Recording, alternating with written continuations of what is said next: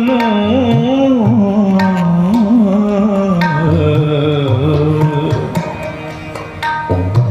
ताको बिघनु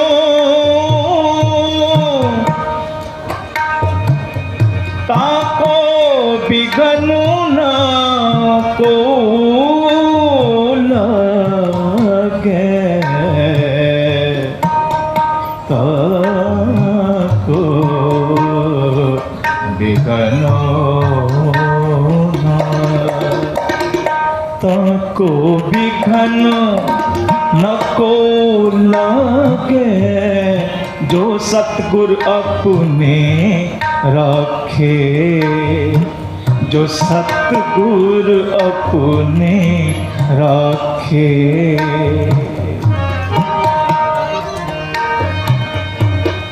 चरण कमल बसे रित अंतर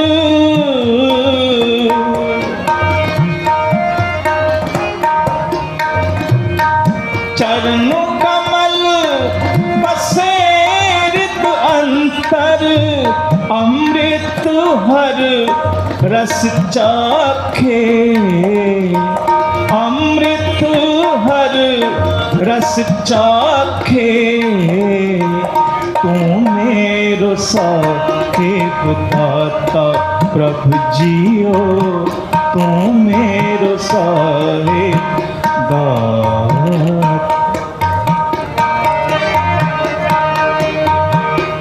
कर कृपा प्रभु दीन दयाला कर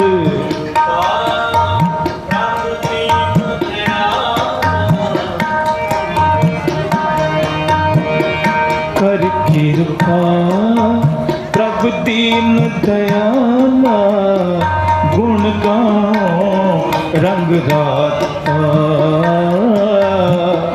गुण गाओ रंग राता प्रभु जियो प्रभु जियो प्रभु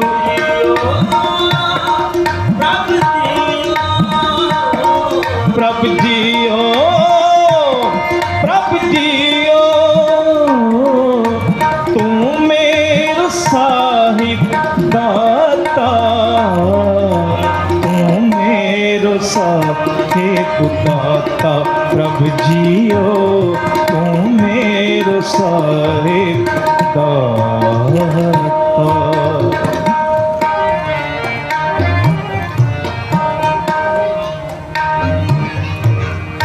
कर सेवा सेवक प्रभु अपने जिन मन की इच्छ पुजाए कर सेवा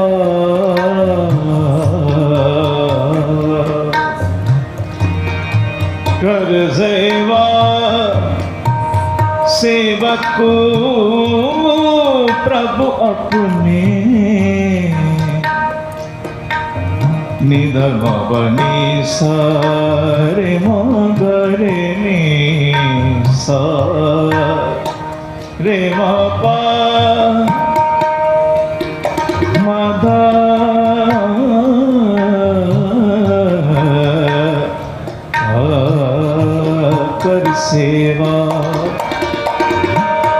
कर सेवा सेवकू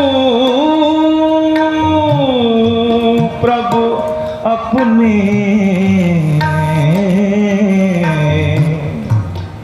कर सेवा सेवक प्रभु अपने जिन मन की इच्छ पुजाए जिन मन की इच्छ पुजाए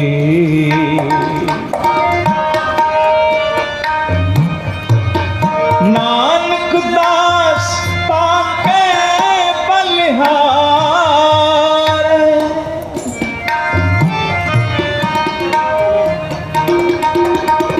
नानक दास पाके बलिहार जिन पूरन पैज रखाई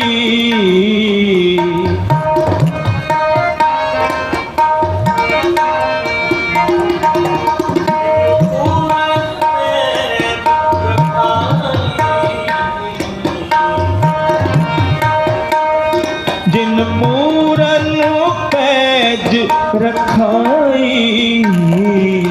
तू मेरो साहिब दाता प्रभु जियो, तू मेरो साहिब दाता प्रभु जियो, प्रभु जियो, प्रभु प्रभु जियो, तू मेरो साहिब दाता, तू मेरो साहिब दाता प्रभु जियो, तू मेरो साहिब दाता। कर कृपा प्रभु दीन दयाला, कर कृपा प्रभु दीन दयाला, गुण गाओ रंग दाता, गुण गाओ रंग दाता। प्रभु जियो, प्रभु जियो, प्रभु प्रभु जियो, तू मेरो साहिब दाता, तू मेरो साहिब दाता प्रभु जियो, तू मेरो साहिब दाता। गुरु रूप साध संगत जी, ये जो शब्द आप जी ने सरवण किया है, ये राग सोरठ विच बंदिश है, जो गुरु साहिब ने सानू ये रागां की बख्शिश की है कि मन ला के असी जे राग सुनीए तो साडा मन गुरबाणी विच टिक जाता है। तो गुरु साहिब जी ने ये सानू ऐसे ऐसे राग बख्शिश किए ने कि जे किते असी रागी सिंघां नूं डिमांड करनी शुरू करिए ना, तो फिर रागी सिंघां नूं भी होमवर्क करने का मौका मिले। असी उन्होंने डिमांडा ही करनियां बंद कर दित्तियां, तो जे डिमांड संगत करती है ना, तो फिर रागी सिंघां नूं पता होंदा है पता नहीं किहड़े राग की डिमांड हो जानी है, तो तैयारी करी। अज इस गल दे वल ध्यान देने की लोड़ है कि सानू रागां विल आना चाहिए है, तो गुरु साहिब कृपा करन। लेखकत है न छूटिए, लेख खिन खिन भूलन हार, खिन खिन खिन खिन भूलन हार, खिन खिन खिन खिन भूलन हार, खिन खिन खिन खिन भूलन हार।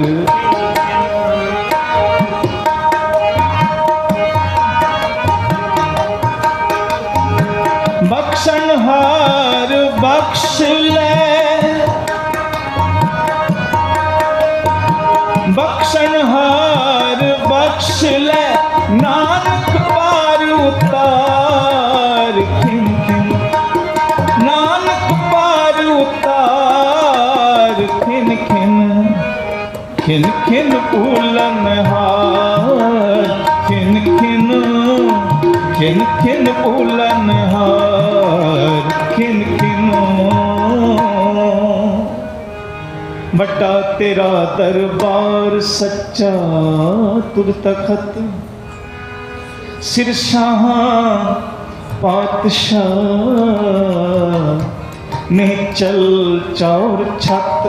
ओड़ी वड्डी वड्डा पा तेरा मर्तबा, रंग रंग नेक न जापन करतबा, जियां अंदर जियो सबकी जान ला, सबके तेरे बस तेरा घर भला, तेरे गंध बधाई तुद घर, मान महता तेज अपना पुजर, सर्व कला भरपूर दी सैदत कथा, नानक दासन दा तुद आगे बिनवता, नानक दासन दा तुद आगे बिनवता, बिनवता।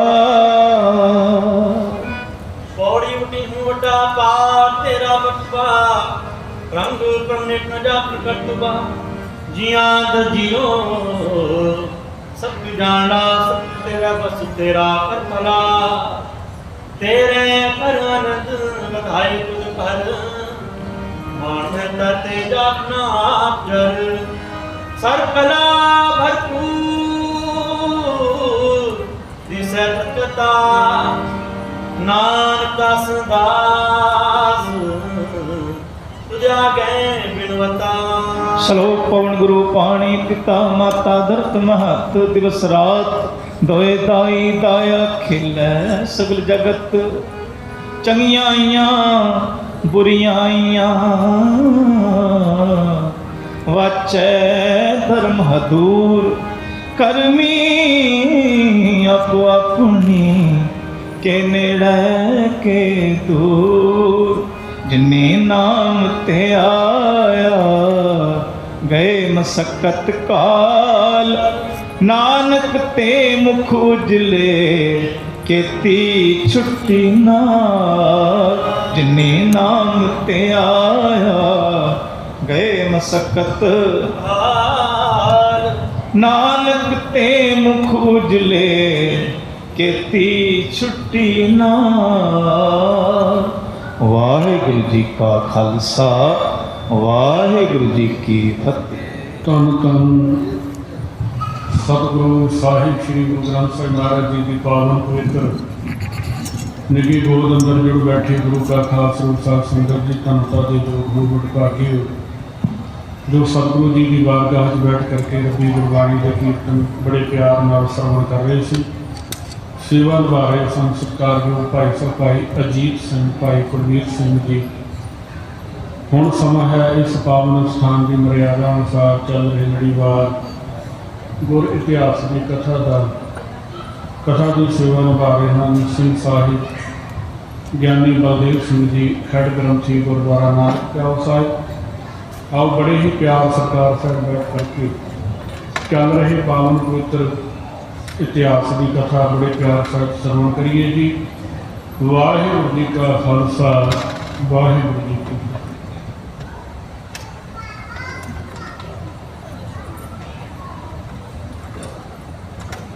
ਸਤਨਾਮ ਵਾਹਿਗੁਰੂ ਜੀ।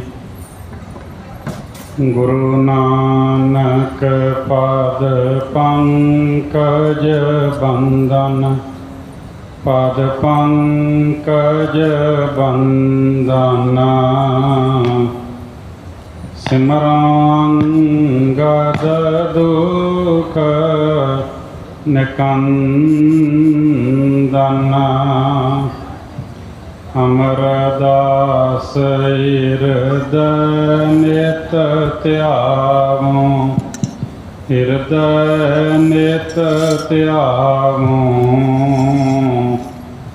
ਰਾਮਦਾਸ ਗੁਰੂ ਗੁਣ ਗਾਵੋ ਗੁਰੂ ਅਰਜਨ ਬਿਗਨਨ ਕੇ ਨਾਸ਼ਕ ਬਿਗਨਨ ਕੇ ਨਾਸ਼ਕ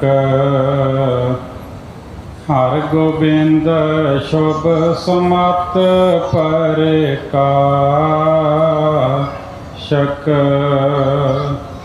ਸ੍ਰੀ ਹਰਿ ਰਾਏ ਨਮੋ ਕਰ ਜੋਰੀ ਨਮੋ ਕਰ ਜੋਰੀ ਸ੍ਰੀ ਹਰਿ ਕ੍ਰਿਸ਼ਨ ਮਨਾਏ ਬਹੋਰੀ ਤੇਗ ਬਹਾਦਰ ਪਰਮ ਕਿਰਪਾਲਾ ਪਰਮ ਕਿਰਪਾਲਾ ਸ਼੍ਰੀ ਗੁਰੂ ਗੋਬਿੰਦ ਸਿੰਘ ਵਿਸਾਲਾ ਧਰੋਂ ਧਰਾ ਪਰ ਪੁਨ ਪੁਨ ਸੀਸਾ ਪੁਨ ਪੁਨ ਸੀਸਾ ਬੰਦੋਂ ਬਾਰ ਬਾਰ ਜਗਦੀਸ਼ਾ ਜਿਸ ਮੈਂ ਅੰਮ੍ਰਿਤ ਗਿਆਨ ਹੈ ਮਾਨਕ ਭਗਤ ਵੈਰਾਗ। ਸ਼੍ਰੀ ਗੁਰੂ ਗ੍ਰੰਥ ਸਾਹਿਬ ਉਦਦ ਬੰਦੋਂ ਕਰ ਅਨੁਰਾਗ। ਏਕ ਓੰਕਾਰ ਸਤਿਗੁਰੂ ਤੇ ਪ੍ਰਸਾਦ ਸਚ ਹੋਏ। ਵਾਹਿਗੁਰੂ ਜੀ ਕੀ ਫਤਿਹ। ਵਿਘਨ ਵਿਨਾਸ਼ਨ ਸੋਏ। ਗੁਰੂ ਨਾਨਕ ਪੁਰਸ਼ੋਤਮੰ ਪਰਵ ਪਰਾਵਰ ਨਾਥ। ਜੁਗਲ ਚਰਨ ਮਮ ਬੰਦਨਾ ਧਰ ਪਰ ਧਰ ਕਰ ਮਾਥ। ਜੁਗਲ ਚਰਨ ਮਮ ਬੰਦਨਾ ਧਰ ਪਰ ਧਰ ਕਰ ਮਾਥ।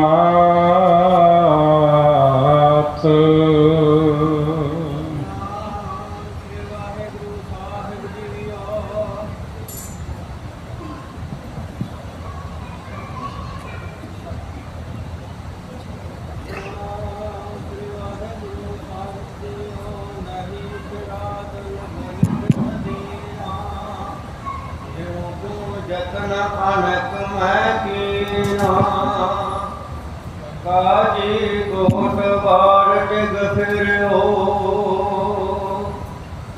किन होने आओ ना मेरो करियो। ਜਾਰਾ ਜਹੂਰ ਹਾਜ਼ਰਾ ਹਜੂਰ ਸਰਬ ਕਲਾ ਭਰਪੂਰ। ਚਵਰ ਛਤਰ ਤਖਤ ਦੇ ਮਾਲਕ ਦਸਾਂ ਪਾਤਸ਼ਾਹੀਆਂ ਦੀ ਜੋਤ ਜੁਗ ਜੁਗ ਅਟਲ। ਧੰਨ ਧੰਨ ਸਾਹਿਬ ਸ੍ਰੀ ਗੁਰੂ ਗ੍ਰੰਥ ਸਾਹਿਬ ਜੀ ਦੀ ਪਵਿੱਤਰ ਪਾਵਨ ਹਜ਼ੂਰੀ ਅੰਦਰ ਬਿਰਾਜਮਾਨ ਪਰਮ ਸਨਮਾਨਯੋਗ ਗੁਰੂ ਕੀ ਸਾਜੀ ਨਵਾਜੀ ਸਾਧ ਸੰਗਤ ਜੀ। ਆਪ ਜੀ ਵਡਭਾਗੇ ਹੋ ਗੁਰੂ ਸਾਹਿਬ ਜੀ ਦੀ ਪਾਵਨ ਹਜ਼ੂਰੀ ਅੰਦਰ ਬੈਠ ਕਰਕੇ ਗੁਰਬਾਣੀ ਦਾ ਮਨੋਹਰ ਕੀਰਤਨ ਸਰਵਣ ਕਰਦੇ ਹੋਏ ਆਪਣਾ ਜਨਮ ਸਫਲ ਬਣਾ ਰਹੇ ਹੋ। ਸਾਰੇ ਮਿਲ ਕੇ ਬੜੇ ਪਿਆਰ ਸਤਿਕਾਰ ਦੇ ਨਾਲ ਫਤਿਹ ਬੁਲਾਓ ਜੀ। ਵਾਹਿਗੁਰੂ ਜੀ ਕਾ ਖਾਲਸਾ ਵਾਹਿਗੁਰੂ ਜੀ ਕੀ ਫਤਿਹ। ਬੜੇ ਹੀ ਪਿਆਰ ਸਤਿਕਾਰ ਦੇ ਨਾਲ ਭਾਈ ਅਜੀਤ ਸਿੰਘ ਜੀ ਆਪ ਜੀ ਨੂੰ ਕੀਰਤਨ ਸਰਵਣ ਕਰਾ ਰਹੇ ਸਨ। ਹੁਣ ਸਮਾਂ ਹੋਇਆ ਹੈ ਲੜੀਵਾਰ ਗੁਰ ਇਤਿਹਾਸ ਦੀ ਪਾਵਨ ਕਥਾ ਦਾ। ਹਰ ਰੋਜ਼ ਬੜੇ ਪਿਆਰ ਸਤਿਕਾਰ ਦੇ ਨਾਲ ਆਪ ਜੀ ਇਹ ਪਾਵਨ ਕਥਾ ਸਰਵਣ ਕਰਦੇ ਹੋ। ਪਿਛੇ ਪ੍ਰਸੰਗ ਦੇ ਵਿੱਚ ਆਪ ਜੀ ਨੇ ਸਰਵਣ ਕੀਤਾ ਹੈ ਕਿ ਸੈਦਾ ਬੇਗ ਤੇ ਅਲਫ ਖਾਨ ਇਹ ਦੋ ਮਰਾਵ ਨੇ ਜਿਨ੍ਹਾਂ ਨੇ ਗੁਰੂ ਦੇ ਉੱਤੇ ਹਮਲਾ ਕੀਤਾ। ਪਰ ਗੁਰੂ ਦੇ ਦਰਸ਼ਨ ਕਰਕੇ ਸੈਦਾ ਬੇਗ ਦਾ ਮਨ ਬਦਲ ਗਿਆ। ਉਹ ਗੁਰੂ ਵੱਲੋਂ ਹੋ ਕੇ ਲੜਿਆ। ਅਲਫ ਖਾਨ ਆਪਣੀ ਫੌਜ ਲੈ ਕੇ ਪਿੱਛੇ ਹਟ ਗਿਆ। ਕੁਝ ਫੌਜ ਮਾਰੀ ਗਈ। ਜੰਗ ਦਾ ਮੈਦਾਨ ਗੁਰੂ ਦੇ ਸੇਵਕਾਂ ਨੇ ਜਿੱਤਿਆ ਏ। ਉਸ ਤੋਂ ਬਾਅਦ ਕਵੀ ਜੀ ਲਿਖਦੇ ਨੇ ਸੈਦਾ ਬੇਗ ਤੋਂ ਪਹਾੜੀ ਰਾਜਿਆਂ ਦਾ ਸਾਰਾ ਹਾਲ ਗੁਰੂ ਜੀ ਨੇ ਸੁਣਿਆ ਹੈ। ਸਾਡੀ ਸੈਨਾ ਨੂੰ ਦੌਲਤ ਦੇ ਕੇ ਧਨ ਦੇ ਕੇ ਪਹਾੜੀ ਰਾਜੇ ਗੁਰੂ ਜੀ ਦੇ ਨਾਲ ਲੜਨ ਵਾਸਤੇ ਲੈ ਕੇ ਆਏ ਸਨ। ਇਹ ਸੈਦਾ ਬੇਗ ਨੇ ਦੱਸਿਆ। ਉਹਦੇ ਸਿੰਘ ਆਲਮ ਸਿੰਘ ਆਦਿ ਸਿੱਖ ਸੁਣ ਕੇ ਬੜੇ ਹੈਰਾਨ ਹੋਏ ਨੇ। ਮਾੜੀ ਮੱਤ ਵਾਲੇ ਦੁਸ਼ਟ ਪਹਾੜੀਏ ਕਪਟ ਰਚ ਕੇ ਵੱਡੀ ਸੈਨਾ ਨੂੰ ਨਾਲ ਲੈ ਕੇ ਆਏ ਨੇ। ਇੱਕ ਦਿਨ ਸਤਿਗੁਰੂ ਦੀ ਸਭਾ ਵਿੱਚ ਜਦੋਂ ਸਾਰੇ ਬੈਠੇ ਹੋਏ ਸਨ, ਖਾਲਸਾ ਗੁਰੂ ਦੀ ਹਜ਼ੂਰੀ ਵਿੱਚ ਬੈਠਾ ਹੋਇਆ ਸੀ। ਧੀਰਜਵਾਨ ਦਇਆ ਸਿੰਘ, ਭਾਈ ਮੋਹਕਮ ਸਿੰਘ, ਭਾਈ ਧਰਮ ਸਿੰਘ, ਭਾਈ ਹਿੰਮਤ ਸਿੰਘ ਆਦਿ ਸਾਰੇ ਪਾਸ ਬੈਠੇ ਸਨ ਗੁਰੂ ਜੀ ਦੇ। ਈਸ਼ਰ ਸਿੰਘ, ਟੇਕ ਸਿੰਘ, ਇਸ ਪ੍ਰਕਾਰ ਕਈ ਸਿੱਖ ਆ ਕੇ ਦਰਸ਼ਨ ਕਰਕੇ ਬੈਠਦੇ ਜਾਂਦੇ। ਕਹਿੰਦੇ ਆਲਮ ਸਿੰਘ ਨੇ ਫਿਰ ਗੱਲ ਕੀਤੀ, ਪਹਾੜੀ ਰਾਜਿਆਂ ਦੀ ਗਤੀ ਪ੍ਰਗਟ ਹੋ ਗਈ ਹੈ। ਉੱਪਰੋਂ ਮੇਲ ਮਿਲਾਪ ਦੀਆਂ ਗੱਲਾਂ ਕਰਦੇ ਨੇ ਤੇ ਅੰਦਰੋਂ ਵੱਡਾ ਦੁਖਦਾਇਕ ਇਹਨਾਂ ਨੇ ਕਪਟ ਰੱਖਿਆ ਹੋਇਆ ਹੈ। ਅਚਾਨਕ ਤੁਰਕਾਂ ਦੀ ਸੈਨਾ ਯੁੱਧ ਕਰਨ ਵਾਸਤੇ ਲਿਆ ਕੇ ਸਾਡੇ ਉੱਤੇ ਹਮਲਾ ਕਰਵਾ ਦਿੱਤਾ ਹੈ। ਸੈਦਾ ਬੇਗ ਨੇ ਸਾਰੀ ਗੱਲ ਦੱਸੀ ਹੈ ਕਿ ਉਹ ਤਾਂ ਗੁਰੂ ਜੀ ਨੂੰ ਫੜਨ ਵਾਸਤੇ ਤੁਰਕਾਂ ਨੇ ਹਮਲਾ ਕੀਤਾ ਸੀ। ਆਪ ਜੀ ਦਾ ਭਾਰੀ ਪ੍ਰਤਾਪ ਹੈ, ਪਰ ਗਵਾਰ ਆਪ ਜੀ ਦੀ ਜੋ ਸ਼ਾਨ ਨੂੰ ਨਹੀਂ ਛੂਹ ਸਕਦੇ ਤੇ ਤੁਹਾਨੂੰ ਕਿੱਥੇ ਛੂਹ ਸਕਦੇ ਹਨ। ਧਨ ਦੇ ਕੇ ਤੁਰਕ ਚੜਾ ਕੇ ਲੈ ਕੇ ਆਏ ਨੇ ਕਿ ਮਹਾਨ ਯਤਨ ਵਿੱਚ ਲੱਗੇ ਹੋਏ ਨੇ। ਇਹ ਸੁਣ ਕੇ ਭਾਈ ਉਹਦੇ ਸਿੰਘ ਜੀ ਕਹਿਣ ਲੱਗੇ ਕਿ ਸਿਰ ਤੱਕ ਵੈਰ ਇਹਨਾਂ ਪਹਾੜੀਆਂ ਨੇ ਲਿਆ ਹੋਇਆ ਹੈ। ਜਿਵੇਂ ਜਿਵੇਂ ਸਤਿਗੁਰੂ ਜੀ ਖਿਮਾ ਧਾਰਨ ਕਰਦੇ ਨੇ, ਇਹ ਮੂਰਖ ਉੱਦਾਂ ਹੀ ਕਪਟ ਦੀ ਰਚਨਾ ਕਰਦੇ ਨੇ। ਇਹਨਾਂ ਨਾਲ ਕੋਈ ਲੈਣ ਦੇਣ ਨਹੀਂ, ਫਿਰ ਵੀ ਮੂਰਖ ਛਲ ਧਾਰਨ ਕਰਦੇ ਨੇ। ਗੁਰੂ ਗੋਬਿੰਦ ਸਿੰਘ ਮਹਾਰਾਜ ਨੇ ਬਚਨ ਕੀਤਾ ਕਿ ਸਾਰਾ ਬਦਲਾ ਬਣਾ ਕੇ ਲਵਾਂਗੇ। ਖਾਲਸਾ ਬਹੁਤ ਵੱਡਾ ਬਖੇੜਾ ਪੈਦਾ ਕਰੇਗਾ। ਦੂਨ ਵਿੱਚ ਇੱਕ ਵਾਰ ਫੇਰਾ ਪਾਵੇਗਾ, ਸਮਾਂ ਪਾ ਕੇ ਇਹਨਾਂ ਦੀ ਜੜ ਚਲੀ ਜਾਵੇਗੀ। ਖਾਲਸਾ ਆਪ ਬਣਾ ਕੇ ਰਾਜ ਕਰੇਗਾ।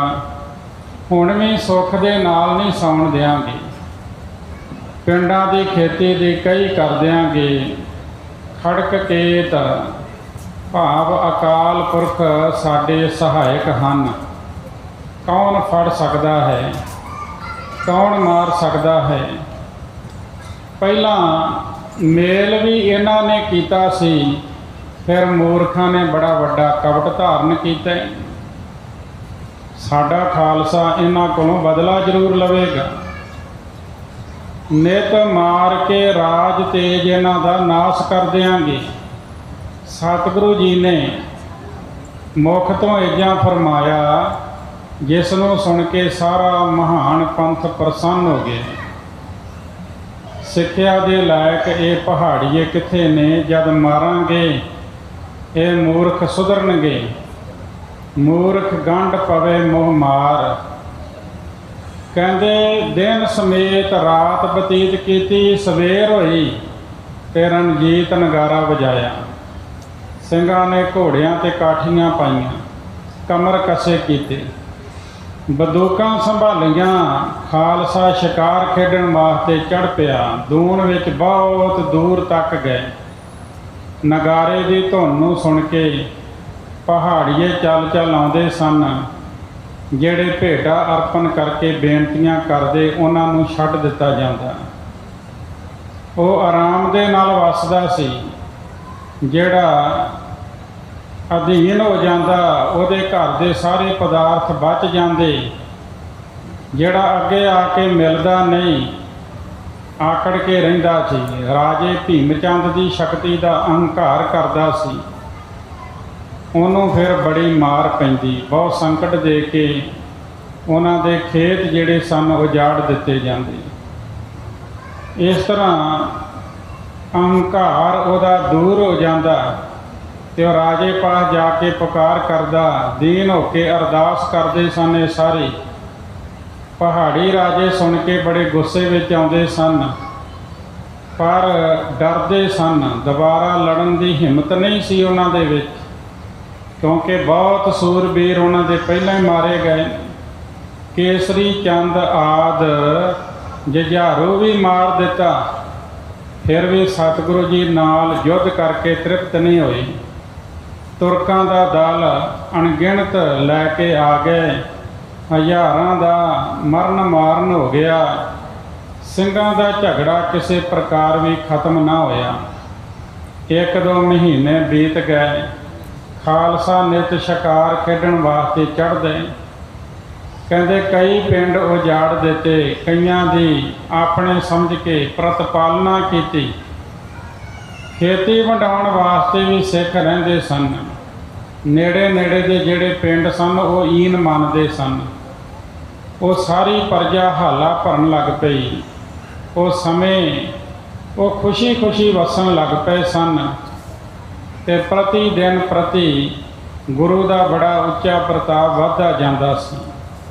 होर जिहड़े राजे नेड़े रहिंदे सन, ईन मनदे सन, वो अनीति नहीं सन करदे, क्योंकि चोर जार छेती ही फड़े जांदे सन। कोई लुटेरा लुट खो नहीं सी करदा, ते जे कोई लुट मार करदा सी वो फड़िया जांदा सी।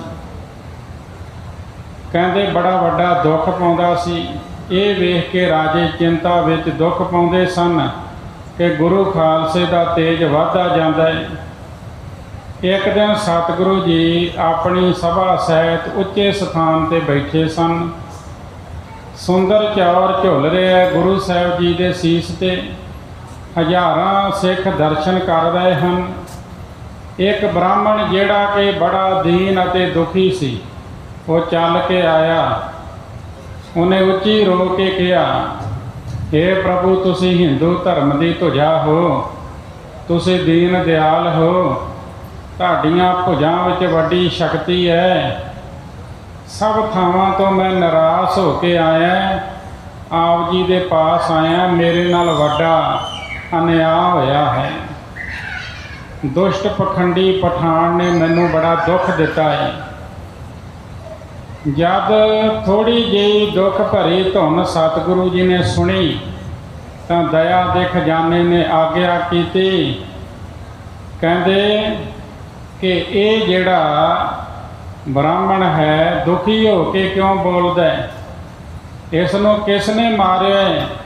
जिहड़ा दुहाई दिंदा है चौबदार जिहड़ा सी फिर पुछन गया, नेड़े हो के उन्हें उच्चारण किया।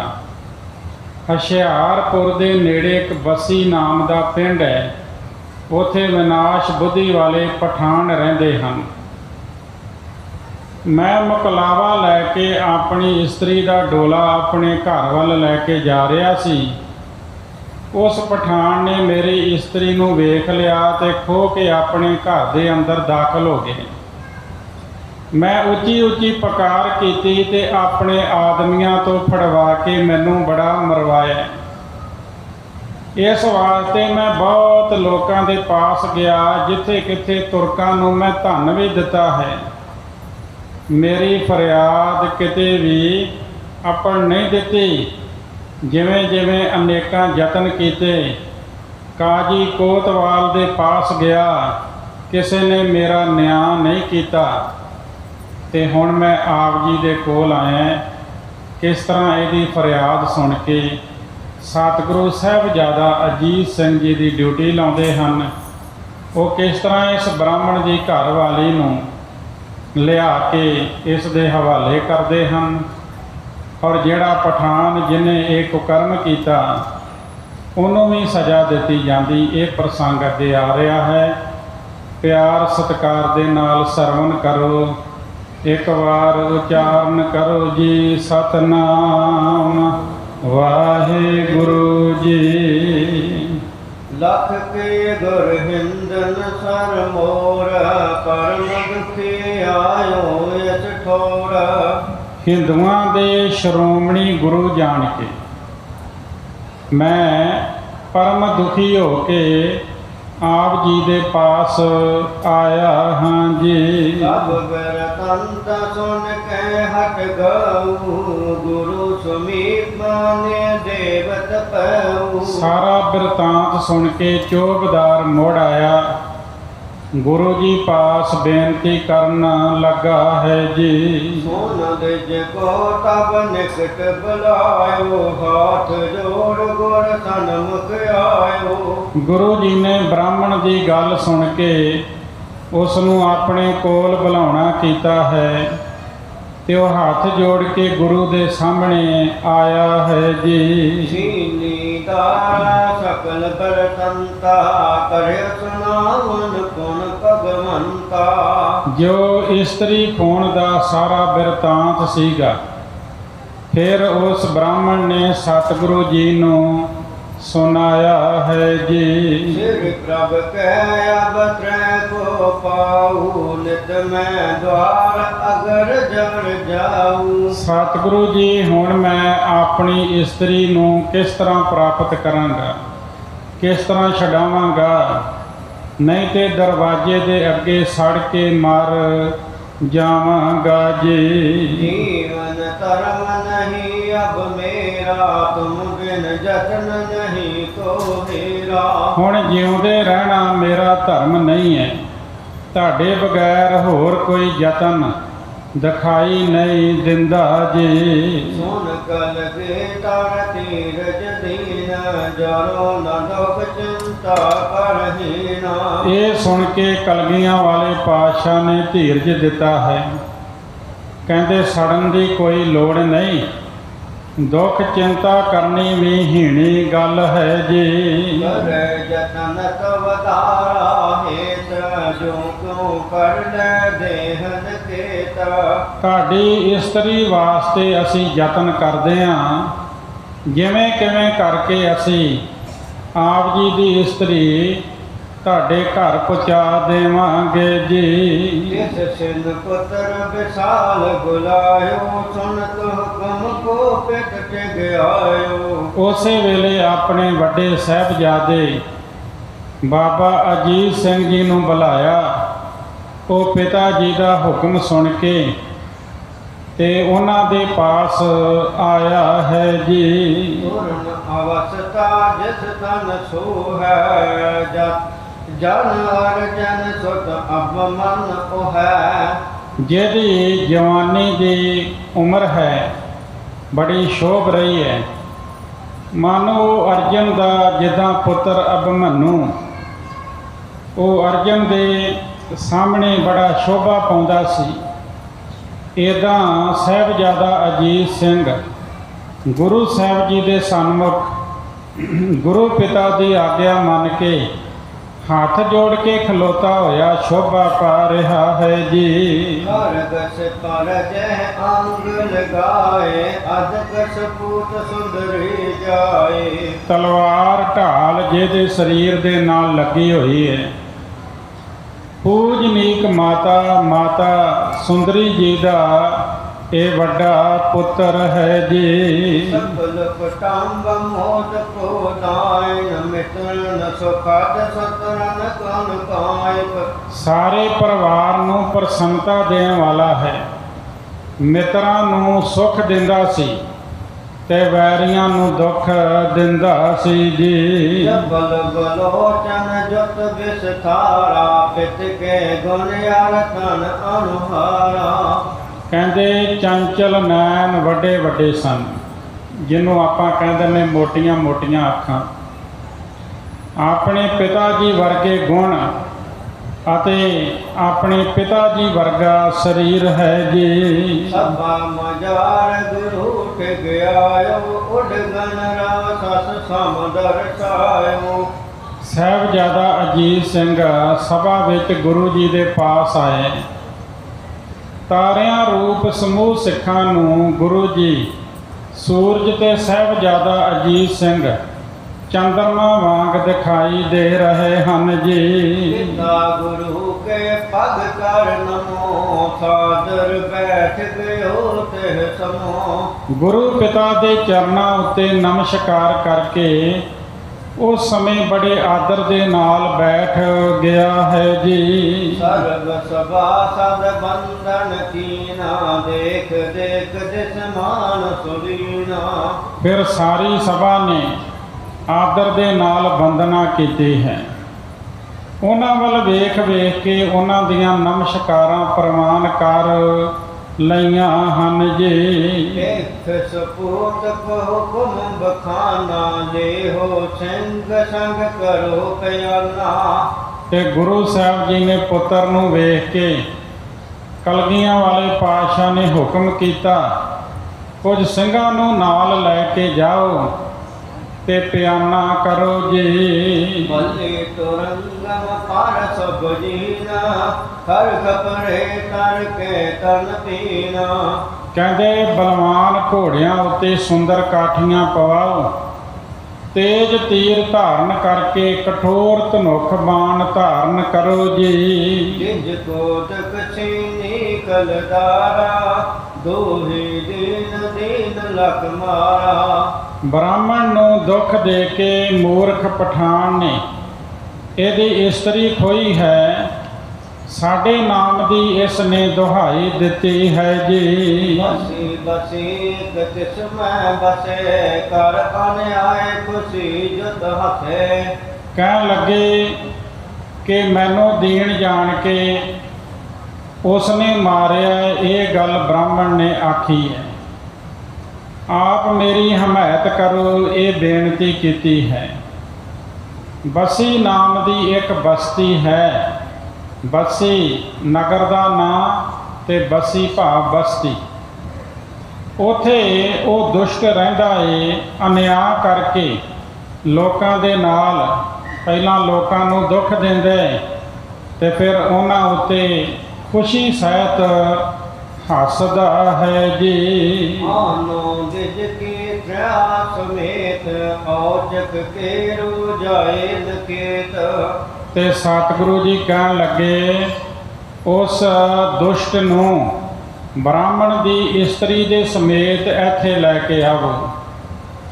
ਅਚਾਨਕ ਜਾ ਕੇ ਘਰ ਨੂੰ ਘੇਰਾ ਪਾ ਲਵੋ ਜੀ। ਆਵਤ ਜਾਤ ਨ ਬਿਨ ਮਲਕਾਵੋ ਗੈ ਦੋਨੋਂ ਕੋ ਦੂਰ ਨ ਲਿਆਵੋ। ਆਉਂਦਿਆਂ ਜਾਂਦਿਆਂ ਜਿਆਦੀ ਦੇਰ ਨਹੀਂ ਲਾਉਣੀ, ਦੋਵਾਂ ਨੂੰ ਫੜ ਕੇ ਛੇਤੀ ਲਿਆਵੋ ਜੀ। ਪਿਤਾ ਹੁਕਮ ਕੋ ਸੁਨ ਪਦ ਬੰਦੇ ਦੁਰਗਤ ਆਨ ਹੋਏ ਹਿਰਦੇ ਆਨੰਦੇ। ਗੁਰੂ ਪਿਤਾ ਜੀ ਦਾ ਹੁਕਮ ਮੰਨ ਕੇ ਸਾਹਿਬਜ਼ਾਦਾ ਅਜੀਤ ਸਿੰਘ ਨੇ ਗੁਰੂ ਜੀ ਦੇ ਚਰਨ ਕਮਲਾਂ ਉੱਤੇ ਨਮਸਕਾਰ ਕੀਤੀ ਹੈ। ਹਿਰਦੇ ਵਿੱਚ ਆਨੰਦ ਧਾਰਨ ਕਰਕੇ ਤੁਰੰਤ ਤਿਆਰ ਹੋ ਗਿਆ ਹੈ ਜੀ। ਉਹ ਅਸਵਾਰ ਸਿੰਘ ਚੜ ਚਾਲੇ ਬ੍ਰਹਮਾ ਜਵਾਲਾ ਬੰਮਣੀ ਹਾਥ ਸੰਭਾਲੇ। 100 ਘੋੜ ਸਵਾਰ ਸਾਹਿਬਜ਼ਾਦਾ ਅਜੀਤ ਸਿੰਘ ਦੇ ਨਾਲ ਚੱਲੇ ਹਨ। 100 ਘੋੜ ਸਵਾਰ ਬੰਦੂਕਾਂ ਹੱਥ ਵਿੱਚ ਜਿਨ੍ਹਾਂ ਨੇ ਸੰਭਾਲੀਆਂ ਹਨ ਜੀ। ਦਰਵ ਕੋ ਜਲ ਉਤਰੇ ਪਾਰ ਤਵੈ ਕਟਕਾ ਬਾਸੁਰ ਨਿਤ ਬਾਰ। ਸਤਲੁਜ ਦਰਿਆ ਨੂੰ ਪਾਰ ਕਰਕੇ ਅਗਲੇ ਪਾਸੇ ਚਲੇ ਗਏ। ਉਸ ਸਮੇਂ 2 ਘੜੀਆਂ ਦਿਨ ਰਹਿੰਦਾ ਸੀ ਜੀ।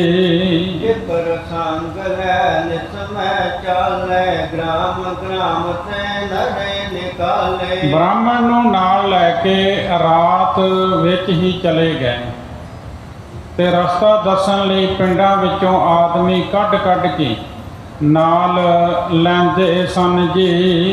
ਪੂਰੇ ਤੂਰਨ ਤੋਰ ਕਰ ਬਸੇ ਬਸੇ ਜਿਸ ਥਾਏ। ਤੁਰੰਤ ਘੋੜੇ ਤੋਰ ਕੇ ਉੱਥੇ ਪਹੁੰਚ ਗਏ ਜਿਸ ਥਾਂ ਬਸੀ ਪਿੰਡ ਵਸਦਾ ਹੈ ਜੀ। ਬਸੀ ਹੈ ਬਾਸ ਪਠਾਨ ਕੋ ਦੀਨੋਂ ਵਿਪਰ ਬਤਾਏ। ਬ੍ਰਾਹਮਣ ਨੇ ਦੱਸਿਆ ਕਿ ਇਸ ਬਸੀ ਪਿੰਡ ਵਿੱਚ ਪਠਾਨ ਰਹਿੰਦੇ ਹਨ ਜੀ। ਦੁਰਪ ਸਪਤ ਜੈ ਸਹਿਜ ਸੁਭਾਏ ਜਾਏ ਅਚਾਨਕ ਕੋੜੋ ਪਾਏ। ਜਿੱਥੇ ਉਹ ਤੁਰਕ ਪਠਾਨ ਸਹਿਜ ਸੁਭਾਅ ਸੁੱਤਾ ਪਿਆ ਸੀ, ਉਥੇ ਅਚਾਨਕ ਜਾ ਕੇ ਘੇਰਾ ਪਾ ਲਿਆ ਜੀ। ਸਕਲ ਗ੍ਰਾਮ ਕਜੇ ਤਕ ਖਾਨ ਦੇਖ ਸੈਨ ਕੋ ਪਏ ਹੈਰਾਨ। ਸਾਰੇ ਪਿੰਡ ਦੇ ਜਿੰਨੇ ਵੀ ਖਾਨ ਸਨ ਉਹ ਸੈਨਾ ਨੂੰ ਵੇਖ ਕੇ ਹੈਰਾਨ ਰਹਿ ਗਏ ਜੀ। ਜਿਤਕ ਤੁਰੇ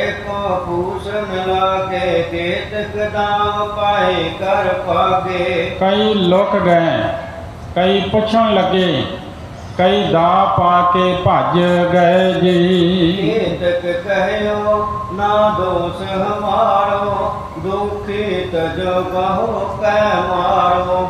ਕਈਆਂ ਨੇ ਆਖਿਆ ਵੀ ਸਾਡਾ ਕੀ ਦੋਸ਼ ਹੈ, ਸਾਡਾ ਕੀ ਕਸੂਰ ਹੈ, ਤੇ ਦੋਸ਼ੀ ਨੂੰ ਤੁਸੀਂ ਫੜੋ ਜਾਂ ਮਾਰੋ,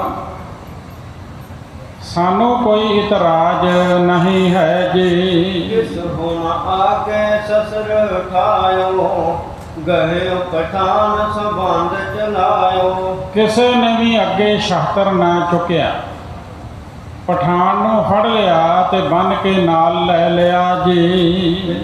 ਵਿਜਨੀ ਕੋ ਇਕ ਤਰੰਗ ਚਟਾਇਓ, ਇਹ ਕੁਰੀਤ ਫਲ ਸਭਨ ਸੁਣਾਇਓ। ਫਰਿਆਦੀ ਬ੍ਰਾਹਮਣ ਦੀ ਘਰ ਵਾਲੀ ਨੂੰ ਇੱਕ ਘੋੜੇ ਉੱਤੇ ਚੜਾ ਲਿਆ। ਇਸ ਭੈੜੀ ਰੀਤੀ ਦਾ ਫਲ ਸਾਰਿਆਂ ਨੂੰ ਸੁਣਾਇਆ ਜੀ। ਕਹਿ ਦੋਨੋਂ ਕੋ ਅਪੁਰ ਨਸ਼ੇਰਾ, ਸੀਗਰ ਕਰਤ ਗਮਨੇ ਤਿਸ ਬੇਰਾ। ਦੋਵਾਂ ਨੂੰ ਫੜ ਲਿਆ ਤੇ ਹੋਰ ਕਿਸੇ ਨੂੰ ਨਹੀਂ ਛੇੜਿਆ। ਤੁਰੰਤ ਫਿਰ ਉਸ ਸਮੇਂ ਚੱਲਣਾ ਕੀਤਾ ਹੈ ਜੀ। ਜਿਸ ਮਗ ਗਏ ਤਿਸੀ ਮਗ ਆਏ, ਕਿਤਕ ਜਡੇ ਦਿਨ ਪੁਰ ਨਹਿਰਾਏ। ਜਿਹੜੇ ਰਸਤੇ ਤੇ ਗਏ ਸਨ ਉਸੇ ਰਸਤੇ ਵਾਪਸ ਆ ਗਏ। ਕਾਫੀ ਦਿਨ ਚੜੇ ਆਨੰਦਪੁਰ ਦੇ ਨੇੜੇ ਆ ਗਏ ਜੀ। ਸਤਿਗੁਰ ਸਭਾ ਮਾਹੀ ਜਬ ਐ, ਤਬ ਲੈ ਦੋਨੋਂ ਪਹੁੰਚਤ ਪਏ। ਜਦ ਸਤਿਗੁਰੂ ਜੀ ਸਭਾ ਵਿੱਚ ਆਏ ਤਦ ਦੋਵਾਂ ਨੂੰ ਲੈ ਕੇ ਸਾਹਿਬਜ਼ਾਦਾ ਅਜੀਤ ਸਿੰਘ ਸਿੱਖਾਂ ਸਮੇਤ ਉੱਥੇ ਪਹੁੰਚ ਗਏ ਜੀ। ਵਾਹਿਗੁਰੂ ਜੀ ਕੀ ਕਹਿ ਫਤਿਹ, ਸਭ ਕੋ ਪਇਓ ਹਰ ਪਿਉਰ ਫਤਿਹ। ਫਿਰ ਫਤਿਹ ਬੁਲਾਉਣੀ ਕੀਤੀ ਹੈ। ਵਾਹਿਗੁਰੂ ਜੀ ਕਾ ਖਾਲਸਾ, ਵਾਹਿਗੁਰੂ ਜੀ ਕੀ ਫਤਿਹ। ਇਸ ਤਰ੍ਹਾਂ ਫਤਿਹ ਬੁਲਾ ਕੇ ਸਭ ਕੋ ਭਇਓ ਹਰਖ ਔਰ ਅਤੇ ਕਹਿੰਦੇ ਆਪਣੇ ਦਿਲ ਵਿੱਚ ਬਹੁਤ ਪ੍ਰਸੰਨ ਹੋਏ ਜੀ। ਦੋਨੋਂ ਕੋ ਗੁਰ ਨਿਕਟ ਬਿਠਾਏ, ਆਪ ਉਤਰ ਕਰ ਸੰਭ੍ਰਿਸਾਏ। ਦੋਨੇ ਗੁਰੂ ਸਾਹਿਬ ਜੀ ਦੇ ਕੋਲ ਬਿਠਾ ਦਿੱਤੇ ਹਨ। ਆਪ ਉਤਰ ਕੇ ਸਾਹਿਬਜ਼ਾਦੇ ਨੇ ਜੋ ਥਕਾਵਟ ਹੋਈ ਸੀ ਉਹਨੂੰ ਆਰਾਮ ਕਰਕੇ ਦੂਰ ਕੀਤਾ ਹੈ ਜੀ। ਜਿਜ ਕੀ ਤਾਰਾ ਦਿਜ ਕੋ ਦਈ, ਆਸਖ ਬਾਦ ਕਿਓ ਸੁਖਮਈ। ਤੇ ਉਸ ਬ੍ਰਾਹਮਣ ਦੀ ਜਿਹੜੀ ਘਰ ਵਾਲੀ ਸੀ ਉਸ ਬ੍ਰਾਹਮਣ ਦੇ ਹਵਾਲੇ ਕਰ ਦਿੱਤੀ ਹੈ। ਬਾਅਦ ਵਿੱਚ ਬ੍ਰਾਹਮਣ ਨੇ ਬੜੇ ਸੋਹਣੇ ਬਚਨ ਕਹੇ, ਜਦੋਂ ਵੀ ਕਿਸੇ ਦੇ ਨਾਲ ਕੋਈ ਚੰਗਾ ਕਰੋ ਨਾ, ਖਾਸ ਕਰਕੇ ਦੁਖੀ ਹੋਵੇ ਬੰਦਾ, ਉਹਦੇ ਨਾਲ ਜਦੋਂ ਤੁਸੀਂ ਭਲਾ ਕਰੋਗੇ, ਹਮਦਰਦੀ ਕਰੋਗੇ, ਤੇ ਫਿਰ ਉਹ ਪਤਾ ਜ਼ਿਆਦਾ ਕਰਕੇ ਕਿਹੜਾ ਸ਼ਬਦ ਨਿਕਲਦਾ ਅੰਦਰੋਂ, ਰੱਬ ਤੇਰਾ ਭਲਾ ਕਰੇ, ਪਰਮਾਤਮਾ ਤੇਰਾ ਭਲਾ ਕਰੇ। ਇਸ ਤਰ੍ਹਾਂ ਬ੍ਰਾਹਮਣ ਨੇ ਵੀ ਬਹੁਤ ਸੋਹਣੇ ਸ਼ਬਦ ਬੋਲੇ ਹਨ ਜੀ। ਤੁਰਕ ਪਠਾਨ ਅਰਧ ਗੜਵਾਇਓ, ਤੀਰਨ ਸੋਤ ਕੋ ਮਰਵਾਇਓ। ਤੁਰਕ ਪਠਾਨ ਜਿਹੜਾ ਸੀ, ਜਿਹਨੇ ਬ੍ਰਾਹਮਣ ਦੀ ਘਰ ਵਾਲੀ ਖੋਹ ਲਈ ਸੀ, ਉਹਨੂੰ ਅੱਧਾ ਧਰਤੀ ਦੇ ਵਿੱਚ ਗੜਵਾ ਦਿੱਤਾ ਹੈ ਤੇ ਤੀਰਾਂ ਨਾਲ ਉਸ ਨੂੰ ਮਰਵਾ ਦਿੱਤਾ। ਆਖਿਆ ਇਹਦੇ ਤੀਰ ਮਾਰੋ, ਤੀਰ ਮਾਰ ਮਾਰ ਕੇ ਮਰਵਾ ਦਿੱਤਾ ਜੀ। ਇਸ ਚਰਿਤਰ ਕੋ ਸੁਨ ਜਗ ਸਾਰਾ, ਸ੍ਰੀ ਸਤਿਗੁਰ ਜਸ ਮਹਿਦ ਉਚਾਰਾ। ਇਹ ਚਰਿੱਤਰ ਨੂੰ ਸੁਣ ਕੇ ਸਾਰਾ ਜਗ ਸਤਿਗੁਰੂ ਜੀ ਦਾ ਬਹੁਤ ਜਸ ਉਚਾਰਨ ਕਰਦਾ ਸੀ ਜੀ। ਜਗਾ ਚਾਂਦਨੀ ਨਿਰਮਲ ਹੋਤਾ, ਜਿਮ ਕਰ ਕਰ ਮੈਂ ਸੋ ਜਸ ਅਦੋਤਾ। ਜਿਵੇਂ ਨਿਰਮਲ ਚਾਨਣੀ ਹੁੰਦੀ ਹੈ, ਚੰਦ ਦੀ ਚਾਂਦਨੀ, ਤਿਵੇਂ ਘਰ ਘਰ ਵਿੱਚ ਸ਼੍ਰੇਸ਼ਟ ਜਸ ਪ੍ਰਗਟ ਹੋਇਆ ਜੀ। ਮਨੋ ਮਾਲ ਤੇ ਫੂਲਤ ਛੂਲੇ ਰਾਏ ਬੇਲ ਕੈ ਸੁੰਦਰ ਫੂਲੇ। ਮਾਨੋ ਮਾਲਤੀ ਖਿੜ ਕੇ ਝੂਲ ਉੱਠੀ ਹੋਵੇ, ਮਾਨੋ ਰਾਏ ਬੇਲ ਦੇ ਸੁੰਦਰ ਫੁੱਲ ਖਿੜ ਗਏ ਹੋਣ ਜੀ। ਜਹ ਕਹਿ ਕੀਰਤ ਵਰਣਨ ਕਰਤੇ ਤਨ ਤਨ ਪ੍ਰਭ ਤਨ ਉਚਰਤੇ। ਧੰਨ ਧੰਨ ਪ੍ਰਭ ਧੰਨ ਉਚਰਤੇ। ਜਿੱਥੇ ਕਿੱਥੇ ਕੀਰਤੀ ਵਰਣਨ ਕਰਦੇ ਸਨ, ਸਿਫਤ ਕਰਦੇ ਸਨ ਗੁਰੂ ਦੀ। ਕਹਿੰਦੇ ਸਨ ਧੰਨ ਗੁਰੂ ਗੋਬਿੰਦ ਸਿੰਘ ਮਹਾਰਾਜ, ਧੰਨ ਗੁਰੂ ਗੋਬਿੰਦ ਸਿੰਘ ਮਹਾਰਾਜ। ਇਸ ਤਰ੍ਹਾਂ ਉਚਾਰਨ ਕਰਦੇ ਸਨ ਜੀ। ਇੱਕ ਦਿਨ ਸ੍ਰੀ ਗੁਰ ਚੜਿਓ ਚਾਹਿਓ ਬਾਜੀ ਕੇ ਸੇਵਕ ਜੰਗ ਕਹਿਓ। ਇੱਕ ਦਿਨ ਗੁਰੂ ਜੀ ਘੋੜ ਸਵਾਰੀ ਕਰਨਾ ਚਾਹੁੰਦੇ ਸਨ ਤੇ ਘੋੜੇ ਦੇ ਸੇਵਕ ਨੂੰ, ਜਿਹੜਾ ਘੋੜਿਆਂ ਦੀ ਸੇਵਾ ਸੰਭਾਲ ਕਰਦਾ ਹੈ, ਉਹ ਸੇਵਕ ਨੂੰ ਗੁਰੂ ਜੀ ਨੇ ਕਿਹਾ ਜੀ। ਜਾਟ ਕਪੂਰੇ ਤੋਂ ਰੰਗ ਪਠਾਇਓ ਦਲ ਬਿਡਾਰਕ ਨਿਕਟ ਬੰਦਾਇਓ। ਕਪੂਰੇ ਜੱਟ ਨੇ ਇੱਕ ਘੋੜਾ ਭੇਜਿਆ, ਉਹਨੂੰ ਦਲ ਬਡਾਰ ਨਾਮ ਦੇ ਘੋੜੇ ਦੇ ਪਾਸ ਬਣਵਾਇਆ ਹੈ ਜੀ। ਨਿਸ਼ਟ ਕਰਤ ਕੋ ਰਾਤਗ ਕਰਿਓ ਅਬਲੋ ਪਨੇ ਭਾਂਤ ਪ੍ਰਤ ਪਰਿਓ। ਖੰਡ ਘਿਓ ਦਾ ਮਿਸ਼ਰਣ ਤਿਆਰ ਕਰਕੇ ਉਸ ਘੋੜੇ ਨੂੰ ਚਾਰਦੇ ਹਨ। ਹੁਣ ਤੱਕ ਭਲੀ ਪ੍ਰਕਾਰ ਉਸ ਦੀ ਪਾਲਣਾ ਕੀਤੀ ਹੈ ਜੀ। ਆਜ ਪਾਏ ਕਰ ਦੀਨ ਸਿੰਗਾਰੋ ਭੂਖਨ ਕਰਨ ਹਮੇਲਾ ਡਾਰੋ। ਸਤਿਗੁਰੂ ਕਹਿਣ ਲੱਗੇ ਅੱਜ ਉਸ ਨੂੰ ਕਾਠੀ ਪਾ ਕੇ ਸ਼ਿੰਗਾਰੋ ਤੇ ਕੰਨਾਂ ਦੇ ਜਿਹੜੇ ਗਹਿਣੇ ਹਨ ਤੇ ਨਾਲ ਹਮੇਲਾਂ ਪਾਓ ਜੀ। ਕੰਚਨ ਕੇ ਜੇਵਰ ਪਹਿਰਾਵੋ ਪਲੇ ਤਿਆਰ ਕਰਕੇ ਲੈ ਆਵੋ। ਤੇ ਸੋਨੇ ਦੇ ਜਿਹੜੇ ਜੇਵਰ ਗਹਿਣੇ ਹਨ ਉਹ ਵੀ ਪਹਿਨਾਵੋ, ਭਲੀ ਪ੍ਰਕਾਰ ਤਿਆਰ ਕਰਕੇ ਲੈ ਆਵੋ ਜੀ। ਹੁਕਮ ਮਾਨ ਸੇਵਕ ਕੈ ਤਾਰਾ ਲੰਕਾਰ ਕੰਚਨ ਸੰਗਾਰਾ। ਹੁਕਮ ਮੰਨ ਕੇ ਸੇਵਕਾਂ ਨੇ ਉਹ ਘੋੜਾ ਤਿਆਰ ਕਰ ਦਿੱਤਾ ਤੇ ਸੋਨੇ ਦੇ ਗਹਿਣਿਆਂ ਨਾਲ ਸ਼ਿੰਗਾਰ ਦਿੱਤਾ ਜੀ। ਕਲ ਕੀ ਤਰੇ ਸੀਸ ਪਰ ਕਰੀ ਲੂਲ ਹਮੇਲ ਸਜਾਵਨ ਕਰੀ। ਘੋੜੇ ਦੇ ਸਿਰ ਉੱਤੇ ਇੱਕ ਸੁੰਦਰ ਕਲਗੀ ਧਰੀ, ਛੱਬੇ ਤੇ ਹਮੇਲ ਪਾ ਕੇ ਚੰਗੀ ਤਰ੍ਹਾਂ ਸਜਾਇਆ ਜੀ। ਲਹਿਰੂ ਡਾਲ ਬਸਤਨੀ ਲਾਲਾ ਜੇ ਕੋ ਮੋਲਾ ਤੋ ਦੁਸਾਲਾ।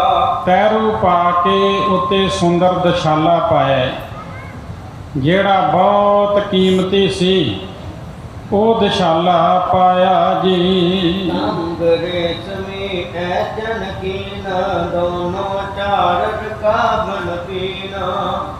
ਕਵੀ ਜੀ ਕਹਿੰਦੇ ਰੇਸ਼ਮੀ ਤੰਗ ਖਿੱਚਿਆ, ਦੋ ਸੁੰਦਰ ਰਕਾਬਾਂ ਪਾਈਆਂ ਜੀ। ਕਬ ਕਾ ਦੇ ਕਰ ਲਾਓ ਤਹਾਂ ਪ੍ਰਭੂ ਬਰਾਜੇ ਬੈਠੇ ਜਾ। ਮੂੰਹ ਦੇ ਵਿੱਚ ਵਾਗ ਦੇ ਕੇ ਉਥੇ ਲੈ ਕੇ ਆਏ ਜਿੱਥੇ ਸਤਿਗੁਰੂ ਜੀ ਬਿਰਾਜਦੇ ਸਨ ਜੀ। ਅਵਲੋਕਨ ਕਰ ਸੁੰਦਰ ਘੋੜਾ ਸੇਵਾ ਕਰੇ ਪਇਓ ਤਨ ਜੂਰਾ। ਗੁਰੂ ਜੀ ਨੇ ਸੁੰਦਰ ਘੋੜੇ ਨੂੰ ਵੇਖਿਆ, ਸੇਵਾ ਕਰਨ ਨਾਲ ਜਿਹੜਾ ਬੜਾ ਸ਼ਕਤੀਸ਼ਾਲੀ ਹੋ ਗਿਆ ਹੈ ਜੀ। ਉਠ ਕਰ ਨਾਨਕ ਤਬ ਚਲ ਆਏ ਇਕ ਰਕਾਬ ਪਗ ਪੰਕਜ ਪਾਏ। ਕਿਰਪਾ ਨਿਧਾਨ ਗੁਰੂ ਜੀ ਫਿਰ ਉੱਠ ਕੇ ਚੱਲ ਕੇ ਆ ਗਏ, ਇੱਕ ਰਕਾਬ ਵਿੱਚ ਆਪਣੇ ਚਰਨ ਪਾਏ ਜੀ। ਗਰੀਬ ਕੇਸ ਕਹਿ ਹੈ ਕਹਿ ਜਬੈ ਉਸ ਕੇ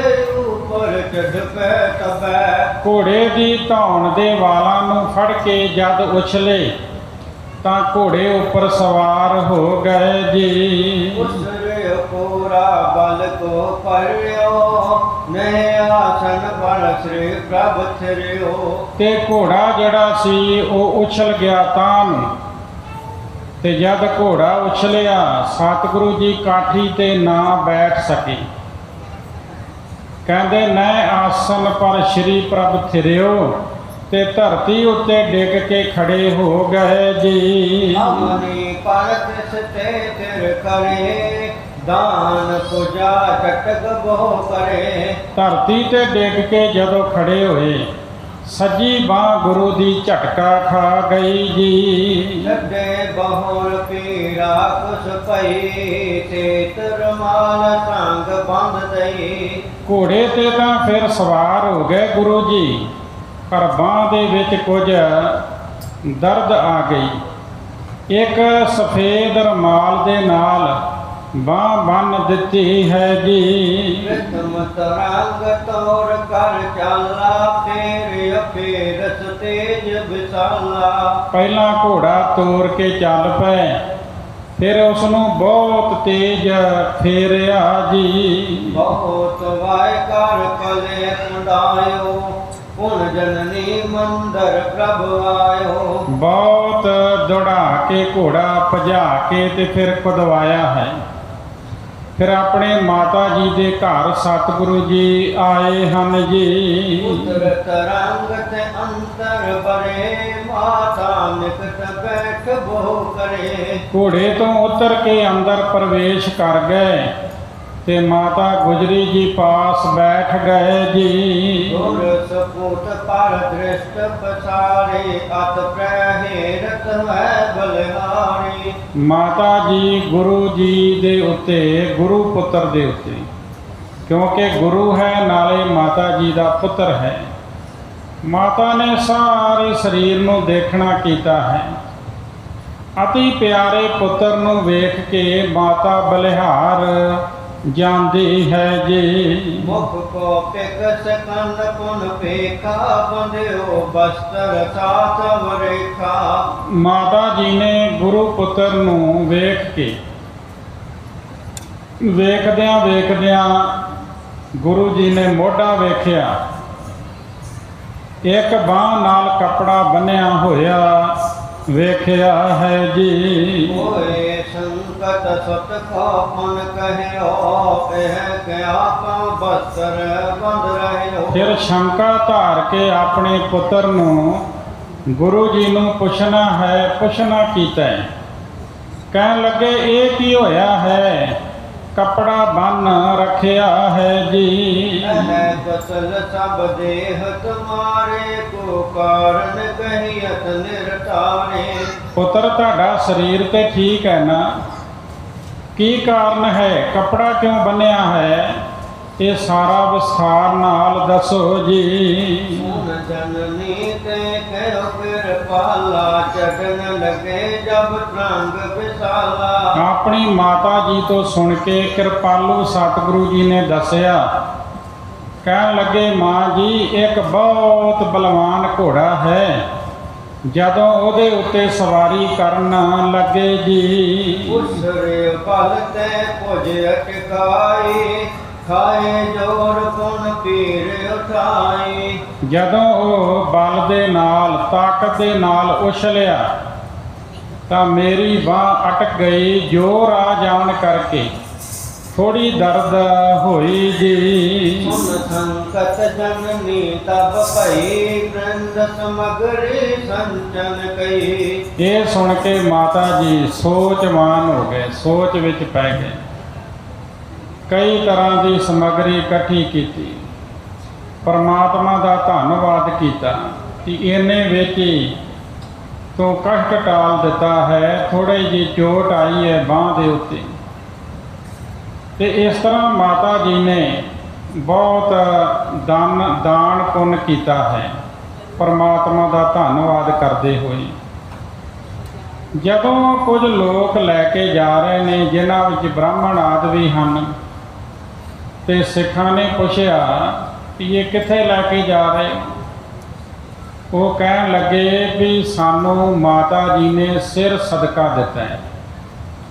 ਜਿੱਦਾਂ ਖੁਸ਼ੀ ਦੇ ਵਿੱਚ ਕਈ ਵਾਰੀ ਪੁੱਤਰ ਦੀ ਖੁਸ਼ੀ ਵਿੱਚ ਮਾਪੇ ਧਨ ਵੀ ਵੰਡਦੇ ਹਨ, ਹੋਰ ਕਈ ਪ੍ਰਕਾਰ ਦੀਆਂ ਵਸਤਾਂ ਵੰਡਦੇ ਹਨ, ਤੇ ਇਹ ਸਿੱਖ ਕਹਿਣ ਲੱਗੇ ਵੀ ਇਹਦੇ ਉੱਤੇ ਸਾਡਾ ਹੀ ਹੱਕ ਹੈ। ਇਹ ਜਿਹੜਾ ਤੁਸੀਂ ਸਮਾਨ ਲੈ ਕੇ ਜਾ ਰਹੇ ਨਾ, ਇਹ ਸਾਡਾ ਹੀ ਬਣਦਾ ਹੈ, ਅਸੀਂ ਗੁਰੂ ਦੇ ਸਿੱਖ ਹਾਂ। ਇਸ ਪ੍ਰਕਾਰ ਵਿਚਾਰ ਕੇ ਉਹਨਾਂ ਨੇ ਉਹ ਸਾਰਾ ਜੋ ਸਮਾਨ ਵਸਤਾਂ ਸੀ ਉਹ ਲੈ ਲਈਆਂ। ਉਹ ਬਥੇਰਾ ਕਹਿੰਦੇ ਰਹਿ ਵੀ ਇਹ ਸਾਨੂੰ ਦਿੱਤਾ, ਸਾਨੂੰ ਦੇ ਦਿਓ। ਉਹ ਕਹਿਣ ਲੱਗੇ ਵੀ ਨਹੀਂ, ਇਹਦੇ ਉੱਤੇ ਹੱਕ ਸਾਡਾ ਬਣਦਾ ਹੈ। ਸਭ ਕੁਝ ਜਦੋਂ ਮਾਤਾ ਜੀ ਨੇ ਸੁਣਿਆ ਤੇ ਉਹ ਬੜੇ ਗੁੱਸੇ ਵਿੱਚ ਆ ਗਏ। ਉੱਚੀ ਆਵਾਜ਼ ਵਿੱਚ ਬੋਲ ਕੇ ਕਿਹਾ ਵੀ ਇਹ ਕਿਸ ਤਰ੍ਹਾਂ ਦੇ ਸਿੰਘ ਦਰਵਾਜ਼ੇ ਤੇ ਰੱਖੇ ਹਨ, ਜਿਹੜੇ ਕਿਸੇ ਨੂੰ ਦਾਨ ਵੀ ਨਹੀਂ ਲੈਣ ਦਿੰਦੇ। ਕਹਿੰਦੇ ਆਉਣ ਜਾਣ ਦਾ ਰਸਤਾ ਇਹ ਬੰਦ ਕਰਦੇ ਹਨ। ਜੇ ਕੋਈ ਆਉਂਦਾ ਹੈ ਤੇ ਉਹਦੇ ਨਾਲ ਲੜਾਈ ਝਗੜਾ ਕਰਦੇ ਹਨ। ਇਹ ਉਚਿਤ ਅਨੁਚਿਤ ਸਮਝ ਨਹੀਂ ਸਕਦੇ। ਜਦ ਮਾਤਾ ਜੀ ਬੋਲ ਰਹੇ ਸਨ ਤੇ ਸਤਿਗੁਰੂ ਜੀ ਮੁਖ ਤੋਂ ਬੋਲੇ, ਕਹਿੰਦੇ ਮਾਤਾ ਜੀ ਕੀ ਗੱਲ ਹੈ, ਕਿਹਦੇ ਨਾਲ ਇੰਨਾ ਗੁੱਸਾ ਕੀਤਾ ਹੈ? ਤੁਹਾਡੇ ਹੁਕਮ ਨੂੰ ਕਿਸ ਨੇ ਨਹੀਂ ਜਾਣਿਆ?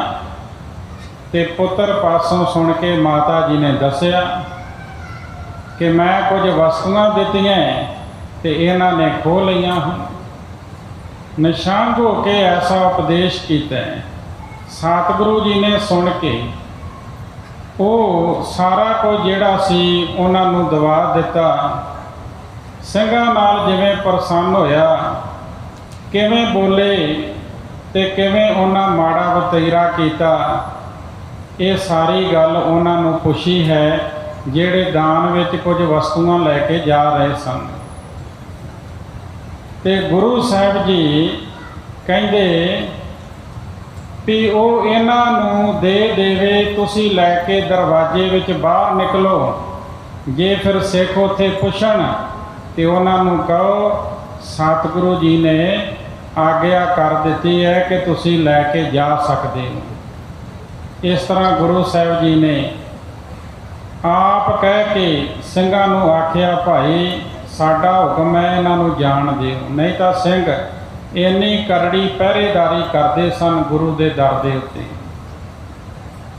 ਕਿ ਗੁਰੂ ਦੇ ਦਰ ਤੋਂ ਜੇ ਕੋਈ ਕੁਝ ਲੈ ਰਿਹਾ ਹੈ, ਲੈ ਕੇ ਜਾ ਰਿਹਾ ਹੈ, ਜਿੰਨਾ ਚਿਰ ਗੁਰੂ ਦਾ ਹੁਕਮ ਨਹੀਂ ਉਹਨਾਂ ਚਿਰ ਉਹ ਲੈ ਕੇ ਜਾ ਨਹੀਂ ਸੀ ਸਕਦਾ। ਇਸ ਤਰ੍ਹਾਂ ਕਵੀ ਸੰਤੋਖ ਸਿੰਘ ਜੀ ਕਹਿੰਦੇ, ਸੋ ਸਰੂਪ ਜਗ ਤਾਰਨ ਹੇਤਾ, ਪ੍ਰਗਟ ਭਏ ਬੇਦੀ ਕੁਲ ਕੇਤਾ। ਗੁਰੂ ਨਾਨਕ ਦੇਵ ਜੀ ਮਹਾਰਾਜ ਉਹ ਸੰਸਾਰ ਨੂੰ ਤਾਰਨ ਵਾਸਤੇ ਬੇਦੀ ਕੁਲ ਦੇ ਸਰਤਾਜ ਪ੍ਰਗਟ ਹੋਏ। ਉਹਨਾਂ ਦੇ ਹੀ 10ਵੇਂ ਪਾਤਸ਼ਾਹ ਅਵਤਾਰ ਹਨ। ਗੁਰੂ ਨਾਨਕ ਦੇਵ ਜੀ ਤੇ 10ਵੇਂ ਪਾਤਸ਼ਾਹ ਵਿੱਚ ਕੋਈ ਫਰਕ ਨਹੀਂ ਹੈ। ਤਿਸ ਕੋ 10ਮ ਰੂਪ ਅਵਤਾਰਾ, ਸਿਰ ਸਦਕ ਪ੍ਰਭ ਹੋਣ ਸੁਖਾਰਾ।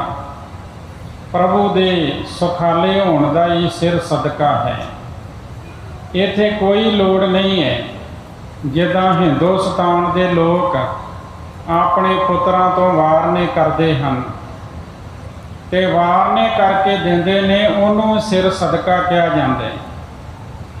ਕਿਸੇ ਅੰਗਰੇਜ਼ ਨੇ ਪੁੱਛਿਆ ਸੀ ਕਿ ਸਭ ਤੋਂ ਵੱਡਾ ਵਾਰਨਾ ਕਿਹਨੇ ਕੀਤਾ ਹੈ, ਤੇ ਦੱਸਣ ਵਾਲੇ ਨੇ ਦੱਸਿਆ ਵੀ ਪੈਸਿਆਂ ਦਾ ਕਰਕੇ ਤੇ ਮੈਨੂੰ ਨਹੀਂ ਪਤਾ ਕਿ ਕਿੰਨੇ ਜ਼ਿਆਦਾ ਪੈਸੇ ਵਾਰੇ ਹੋਣਗੇ ਆਪਣੇ ਪੁੱਤਰ ਧੀ ਤੋਂ, ਪਰ ਇੱਕ ਵਾਰਨਾ ਗੁਰੂ ਗੋਬਿੰਦ ਸਿੰਘ ਮਹਾਰਾਜ ਨੇ ਕੀਤਾ ਹੈ। ਉਹੋ ਜਿਹਾ ਵਾਰਨਾ ਨਾ ਕੋਈ ਕਰ ਸਕੇ ਤੇ ਨਾ ਕਰ ਸਕੇਗਾ। ਉਹ ਕਿਹੜਾ ਵਾਰਨਾ ਹੈ? ਕਹਿੰਦੇ ਗੁਰੂ ਗੋਬਿੰਦ ਸਿੰਘ ਮਹਾਰਾਜ ਨੇ ਜਿੱਦਾਂ ਹਿੰਦੁਸਤਾਨ ਦੇ ਲੋਕ ਆਪਣੇ ਬੱਚਿਆਂ ਤੋਂ ਪੈਸੇ ਵਾਰ ਕੇ ਕਹਿੰਦੇ, ਬੇਟਾ ਮੈਨੂੰ ਤੇਰੇ ਨਾਲੋਂ ਮਾਇਆ ਪਿਆਰੀ ਨਹੀਂ, ਮਾਇਆ ਤੇਰੇ ਤੋਂ ਵਾਰ ਕੇ ਸੁੱਟ ਦੇਵਾਂ, ਤੂੰ ਮੈਨੂੰ ਮਾਇਆ ਨਾਲੋਂ ਪਿਆਰਾ ਹੈ। ਤੇ ਗੁਰਮਤਿ ਦੇ ਵਿੱਚ ਇਹ ਮਨਾ ਹੈ। ਪਹਿਲਾਂ ਬੜੇ ਲੋਕ ਵਾਰਨੇ ਕਰਦੇ ਹੁੰਦੇ ਸਨ, ਪਰ ਹੁਣ ਗ੍ਰੰਥੀ ਸਿੰਘਾਂ ਨੇ ਕਹਿ ਕੇ ਪ੍ਰਚਾਰ ਕਰਕੇ ਇਹ ਵਾਰਨੇ ਕਰ ਤੋਂ ਹਟਾ ਦਿੱਤਾ ਹੈ। ਪਰ ਹਿੰਦੁਸਤਾਨ ਦੇ ਵਿੱਚ ਬੜੇ ਧਰਮਾਂ ਦੇ ਲੋਕ ਰਹਿੰਦੇ ਨੇ, ਉਹ ਅਜੇ ਵੀ ਵਾਰਨੇ ਕਰਦੇ ਨੇ।